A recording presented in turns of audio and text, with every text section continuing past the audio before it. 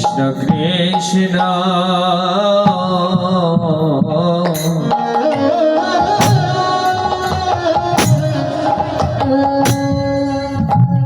और बोले गा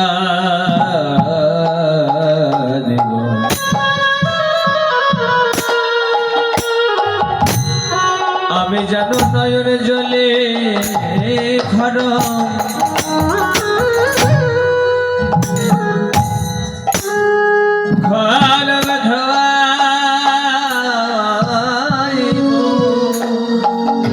আমার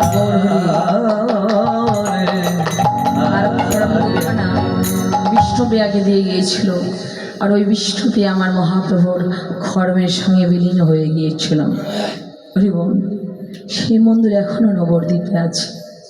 হরিবল, আমার গৌরহরি বললেন এই জগতে যারা নামকে ভালোবাসে,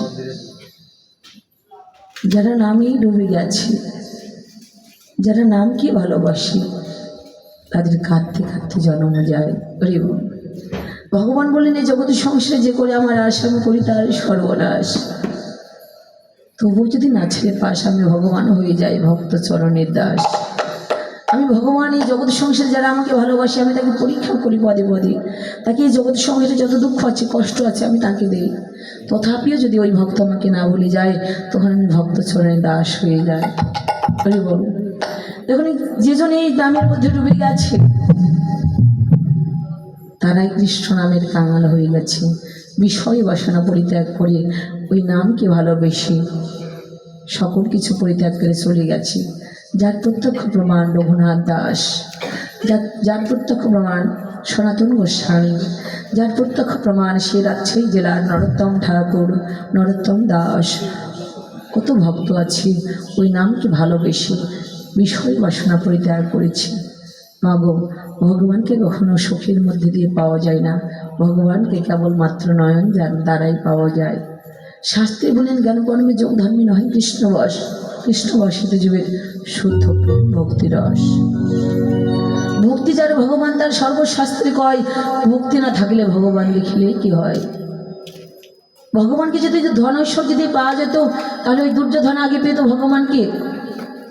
হরিবল, ওই বিদুর পেত না, কেননা ভগবানকে কখনো ধন ঐশ্বর্য দিয়ে পাওয়া যায় না। ভগবানকে নিমন্ত্রণ করেছিল দুর্যোধন, কৃষ্ণ আমার ঘরে তুমি আসবে, আমার রাজপ্রাসাদে আসবে, তোমার যা খেতে তোমার যা নিতে ইচ্ছা আমি তাই তোমাকে দেব। আমার ভগবানকে গিয়েছিল কাঙাল বিদুরের কাছে। কেন? তার ছিল ভক্তি আর নয়নের জল। ভগবানকে কেবলমাত্র ভক্তি আর নয়ন জল দিয়ে পাওয়া যায়। হরিবল, আমার মহাজন বলো গো, যে একবার এই নামের মধ্যে ডুবে গেছে, যে একবার এই নামকে ভালোবেসেছে, তারা বিষয় বাসনা পরিত্যাগ করে কৃষ্ণ নামে কাঙাল হয়েছে। হরিবল, বলি এ নামে যে ডুবেছে সে ভুলেছে, এ নামে যে ডুবেছে সে ভুলেছে, পুণ্যের বোঝা হলো দায়, হলো দায়।